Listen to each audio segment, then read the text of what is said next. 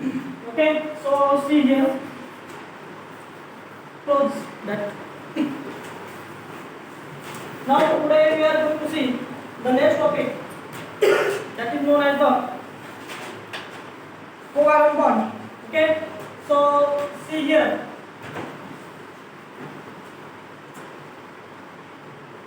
covalent bond. Okay, so look here. So this covalent bond is also called as electron pair bond.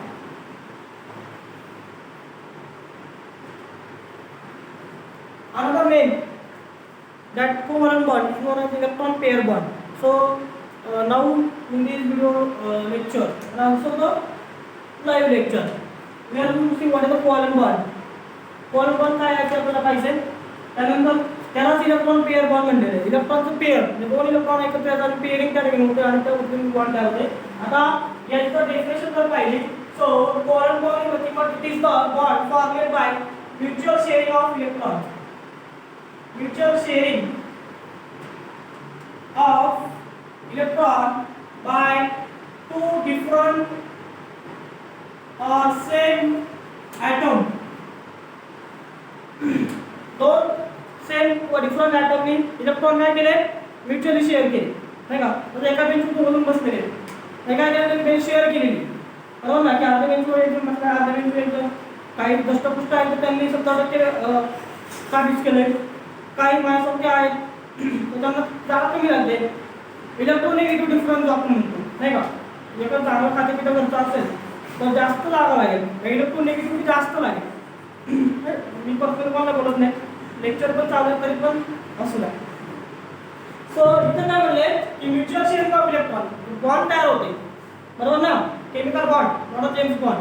पहिल्यावरती James Bond तयार होतो 007, तसलं काही नाही. Bond तयार होतो. बॉन्ड तयार होतो आपण पाहिले की दोन इलेक्ट्रॉन एकत्र आल्यानंतर बॉन्ड तयार होणार आहे, बरोबर आहे. पण आता इथे काय म्हणले की covalent bond, covalent bond also non electron pair bond. मग काय, दोन सेम ॲटम किंवा डिफरंट ॲटम काय करतात, एकत्र येतात आणि त्या ठिकाणी बॉन्ड फॉर्मेशन करतात. इलेक्ट्रॉन डायरेक्टली देऊन टाकत नाहीत, बरोबर ना.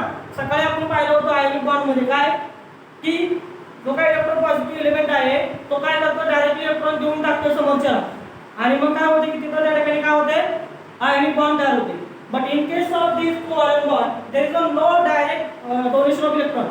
There is a mutual sharing of electron pair. आता याच्यामध्ये आपल्याला काही मॉलिक्यूल वगैरे बघायचे. For example, formation of H2 molecule. Formation of H2 molecule, हायड्रोजनचा जो मॉलिक्यूल तयार होतो कसा होतो ते आपल्याला पाहिजे. आता याच्यामध्ये तुम्ही जर पाहिलं, हायड्रोजन जो आहे, हायड्रोजन एक इलेक्ट्रॉन आहे, त्याचं कॉन्फिगरेशन आहे 1s1, बरोबर आहे. आता याचं जर इनर्ट कॉन्फिगरेशन जर करायचं असेल, हेलियमचं कॉन्फिगरेशन स्टेबल, ते कसं होणार आहे, ते कसं असणार आहे 1s2, म्हणजे त्याला एका इलेक्ट्रॉनची गरज आहे. मग आता तुम्ही इथे जर पाहिलं, समजा हा हायड्रोजन आहे, याच्याकडे एक इलेक्ट्रॉन आहे आणि हा हायड्रोजन आहे, याच्याकडे एक इलेक्ट्रॉन आहे, बरोबर आहे. मग आपण ज्यांना स्टेबल कॉन्फिगरेशन मिळवायचं, इलेक्ट्रॉनची गरज आहे, मग काय, ते दिवसभर फिरले, यहाँ गया वहाँ गया, बघा बाला स्टँडवर गेली, पुढे गेली, इलेक्ट्रॉन देता का कुणीच इलेक्ट्रॉन दिला नाही. तो दोघांना पहिला इलेक्ट्रॉन त्याला दुसरा दिवस फिरले, कुणीच द्यायला, लॉकडाऊन सगळ्यांची आर्थिक तंगी, कुणीच इलेक्ट्रॉन द्यायला. हे म्हणजे एक इलेक्ट्रॉन द्या आम्हाला स्टेबल करा, एक इलेक्ट्रॉन द्या आम्हाला स्टेबल करा, काय इलेक्ट्रॉन येईल. सगळ्यांचं आर्थिक टंचाई आहे, त्यामुळे कोणी इलेक्ट्रॉन द्यायला यांना. संध्याकाळी कंटाळे रडत बसली, खूप रडायला लोक नाही. मग एकमेकांच्या गळ्यात खूप रडायला लागले, एकमेकांच्या गळ्यात करून.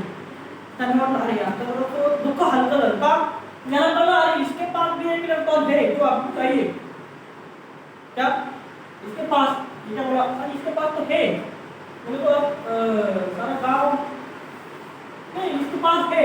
तो काय झालं, याने काय केलं की याला पण अरे याच्याकडे इलेक्ट्रॉन आहे, काय म्हटला मला इलेक्ट्रॉन दे, तो म्हणतो तुझ्याकडे पण आहे तू पण दे. हा काय म्हटला ठीक आहे, जे तू म्युच्युअल शेअरिंग करू. मग काय की इथं हा जो काही इलेक्ट्रॉन आहे, ओके. सो अशा पद्धतीने काय झालं की इथे हा म्युच्युअल शेअरिंग झालं. मग ह्या दोन्ही इलेक्ट्रॉनवरती काय दोघांचा अधिकार नाही का. एखादा बिझनेस आपण पार्टनरशिप मध्ये करतो नंतर रोहनने नंतर बिझनेस टाकला झेरॉक्स मशीन टाकलं समजा म्युटिशियन आहे पण झेरॉक्स मशीन पैसे टाकायला लाख रुपये लागतात एवढे आले ते लाखावर शून्य आहे एक नाही ना असं. मग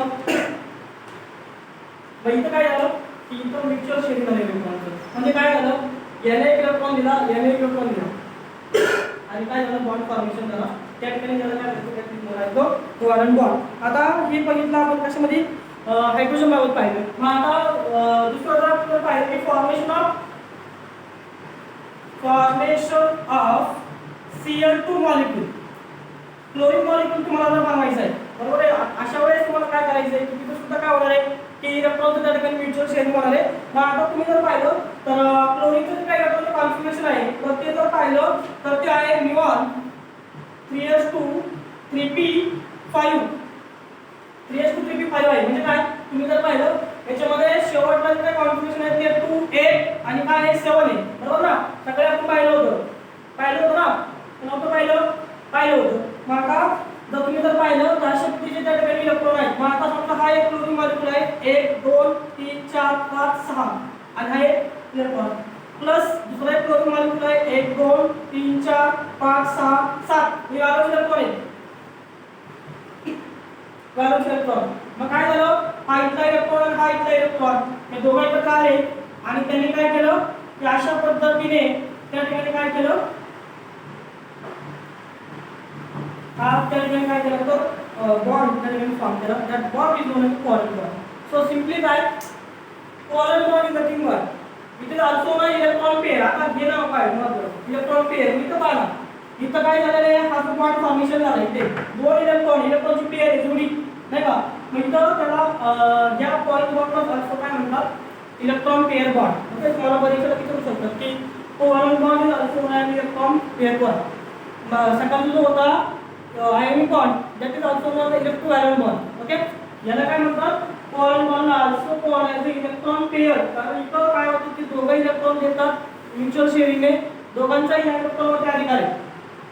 आणि इथं काय आहे आता आपल्याला पुढे पाहिजे की condition for covalent bond. Condition काय असणार की कोण तयार करू म्हणजे उत्सुक कुणी पण कोव्हॅलेंट बॉन्ड तयार करणार नाही. त्याला जे काय कंडिशन्स आहेत टर्म्स अँड कंडिशन्स तर त्या टर्म्स अँड कंडिशन आपल्याला नेमकं पाहिजे. आणि अजून काही एक्झाम्पल त्यामध्ये तरी आपल्याला पाहिजे. आता याच्यामध्ये कोव्हॅलेंट बॉन्ड करायला आपण पाहिला कोव्हॅलेंट बॉन्डचे दोन टाइप्स आहेत. ओके पहिला टाइप आहे की पोलार कोव्हॅलेंट बॉन्ड आणि दुसरा आहे नॉन पोलार कोव्हॅलेंट बॉन्ड. आता पोलार आपल्याला माहिती एवढ्या तुम्ही जाण नाही. पोलार म्हणजे काय की दोन मॉलिक्यूल एकत्र आले त्यांनी कोव्हॅलेंट बॉन्ड तयार केला. एक इलेक्ट्रो पॉझिटिव्ह असणार आहे एक इलेक्ट्रो निगेटिव्ह असणार आहे. आता याच्यामध्ये तुम्ही जर पाहिलं पोलार मध्ये एक्झाम्पल जे आहे HCl आहे HBr आहे किंवा HI हे आहे. आता किंवा अजून जर तुम्ही जर पाहिलं PCl3 आहे वॉटर मॉलिक्यूल आहे. त्यानंतर अमोनिया गॅस. ओके म्हणजे आपल्याला डायरेक्टली काय दिसतं की hydrogen delta positive. Okay so here we have delta positive you delta negative delta positive delta negative this is delta positive delta negative. इथे PCl3 मध्ये डेल्टा पॉझिटिव्ह डेल्टा निगेटिव्ह इथे delta positive delta negative इथे delta negative delta positive बरोबर ना. मग आता इथे काय झालं की पोलार नेचर झाले म्हणजे काय याने एक इलेक्ट्रॉन दिला याने एक इलेक्ट्रॉन दिला इथे 7 आहे. हायड्रोजनने एक इलेक्ट्रॉन दिला याचं कॉन्फिगरेशन स्टेबल झालं. हायड्रोजन सुद्धा एक इलेक्ट्रॉन भेटला तो सुद्धा स्टेबल झाला. सगळीकडे तुम्ही जर पाहिलं तिथं काय झालं तिथं त्या ठिकाणी कोव्हॅलेंट बॉन्ड तयार झाले. But type is polar covalent. कळलं ना पोलार तिथं बघा पोलॅरिटी डेव्हलप झाली बरोबर ना डेल्टा पॉझिटिव्ह डेल्टा निगेटिव्ह. मग आता नॉन पोलार मग आता अजून इथं काय म्हणता येईल की polar covalent bond formed between two different atom दोन डिफरंट ॲटम मध्ये त्या ठिकाणी काय होते पोलार कोव्हॅलेंट बॉन्ड तयार होते.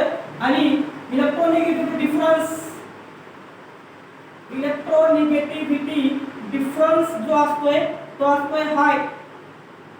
आता इकडे पहा हायड्रोजन हा छोटा आहे क्लोरीन इलेक्ट्रोनिगेटिव्हिटी आपल्याला माहिती आहे ब्रोमीन आयोडीन किंवा इतर जर पाहिलं ऑक्सिजन नायट्रोजन हे काय आहे हे सगळे जास्त इलेक्ट्रोनिगेटिव्ह आहेत. आणि हे हायड्रोजन आपला छोटा आहे बरोबर ना. त्याच्यामुळे काय होतं की यांच्यामध्ये इलेक्ट्रोनिगेटिव्हिटी डिफरन्स जास्त असतो.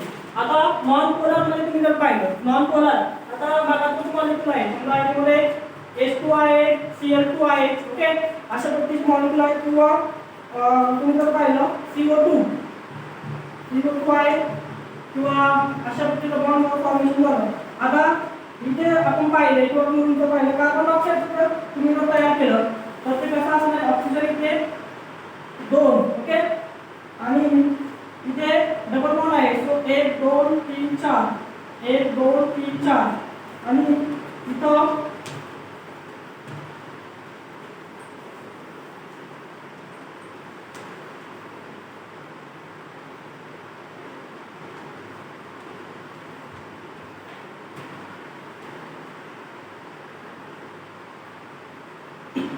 तो इथं डबल बॉन्ड आहे. कार्बन डायऑक्साइडचं काय स्ट्रक्चर आहे ते अशा पद्धतीने आहे, बरोबर ना.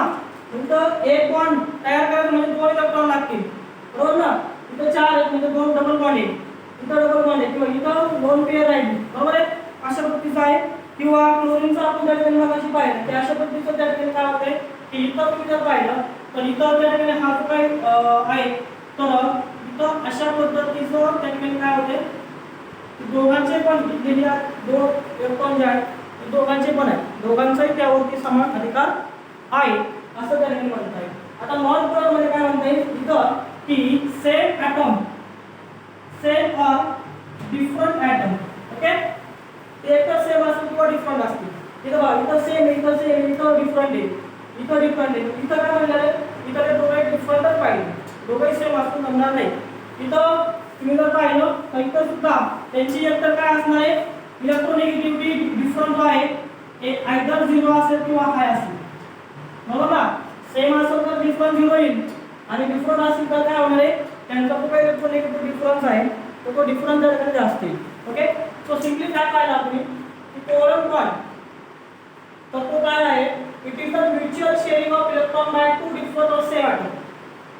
डायरेक्ट इलेक्ट्रॉन घेऊन टाकायचे नाही, शेअरिंग करायची, दोघांनी पण त्याचा त्या ठिकाणी काय करणार तर ॲडव्हान्टेज घेणार. मग आता इथं आपण पाहिलं की अशा पद्धतीने याच्याकडे एक आहे, याच्याकडे एक आहे, दोघांनी मिळून त्या ठिकाणी बॉन्ड फॉर्मेशन केलं आणि या ॲटम्सने मॉलिक्यूल तयार केलं. किंवा इथं आपण क्लोरीनचं पाहिलं, त्यानंतर इथे जे मॉलिक्यूल आहे कोणत्या मॉलिक्यूल घ्या त्या प्रत्येक मॉलिक्यूलमध्ये तुम्हाला काय दिसणार आहे की तिथं कोव्हॅलंट बॉन्ड किंवा इलेक्ट्रॉन पेअर बॉन्ड. मग इथं तुम्ही जर पाहिलं की डबल बॉन्ड जर तयार करायचं तर 4 इलेक्ट्रॉन पेअरिंग मध्ये शेअरिंग मध्ये असतील, बरोबर ना. किंवा ट्रिपल बॉन्ड असेल समजा, इथं पहा नायट्रोजन आहे, सो अशा पद्धतीने काय असणार आहे,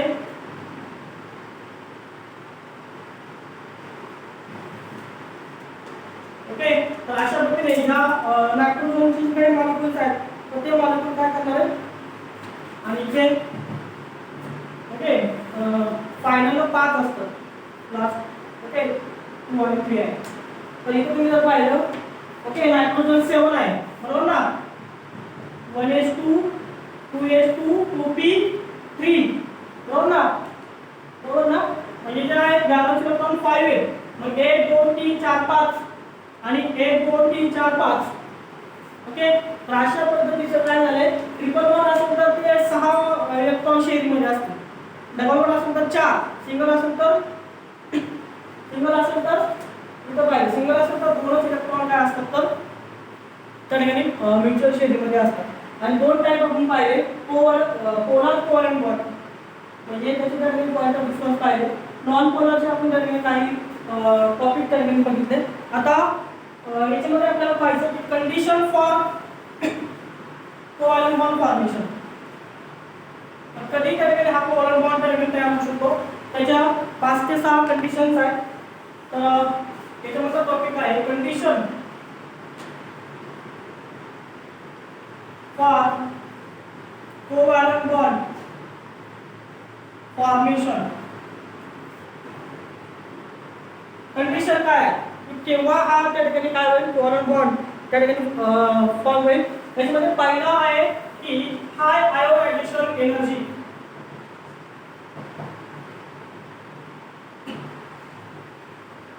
आता हे जे काही मॉलिक्युल्स एकत्र येतात आणि तो कोव्हॅलंट बॉन्ड तयार करतात, तर जे काही ॲटम्स आहेत तर त्या ॲटमची जी काही एनर्जी असणार आहे ती एनर्जी जास्त पाहिजे. आयोनायझेशन म्हणजे काय की ते ॲटम्स जर तुम्ही त्या ठिकाणी ब्रेक करायचे असतील तर तुम्हाला जर त्या मॉलिक्यूल ॲटमपासून मॉलिक्यूल तयार करायचे असतील तर ते रिक्वायर हाय एनर्जी. समजा HCl मॉलिक्यूल आहे, बरोबर ना. HCl मॉलिक्यूल तुम्हाला ब्रेक करायचा आहे तर तुम्हाला जास्त एनर्जी लागेल, किंवा तयार करायचं तुम्हाला एनर्जी सुद्धा जास्त लागेल. सो त्यांचा एनर्जीचा डिफरन्स आहे किंवा आयोनाची एनर्जी आहे ती जास्त पाहिजे. त्यानंतर नेक्स्ट वर आहे त्यांच्यामध्ये जो काय इलेक्ट्रोनेगेटिव्ह डिफरन्स आहे, इलेक्ट्रोनेगेटिव्हिटी डिफरन्स.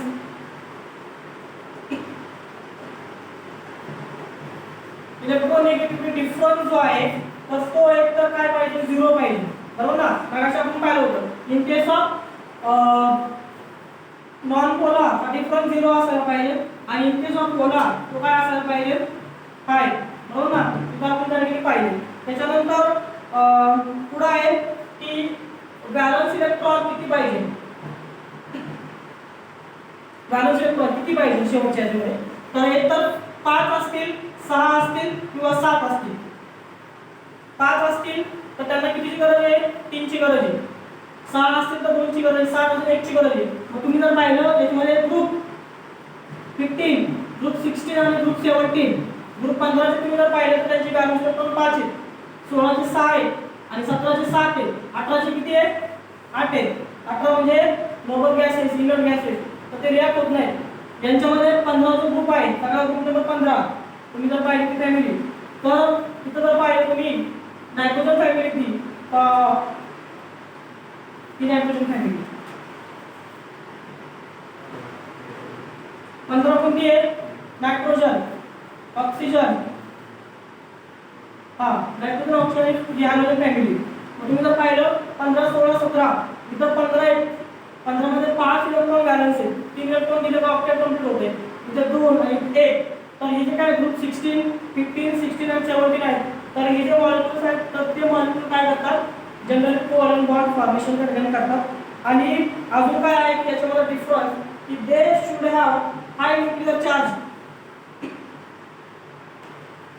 तर त्यांच्यावर जो काही न्यूक्लिअर चार्ज आहे तो न्यूक्लिअर चार्ज सुद्धा त्याच्यात जास्त पाहिजे. अजून काय आहे, नेक्स्ट वन आहे दे हॅव स्मॉल इंटरन्यूक्लिअर डिस्टन्स.